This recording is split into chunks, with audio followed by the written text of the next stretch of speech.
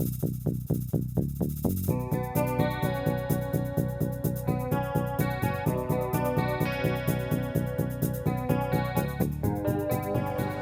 is my 2006 Suzuki Sv1000s. Currently without the fairings, but I do have them. Anyway, this video is about the Two Brothers exhaust on the bike. A lot of people who are looking to buy a new exhaust system want to know what it's going to sound like before they actually put it on. So this is a video of the exhaust sound. Also, the bike does have a K&N filter, and it's de-snorkeled. The only reason I de-snorkeled it was because of the sound. I really don't care much for if or not it adds performance, but it is de-snorkeled, so the sound does change, in my opinion. Especially you can hear it when you're riding it. Other than that, there are no other performance mods on the bike. So let's see what it sounds like.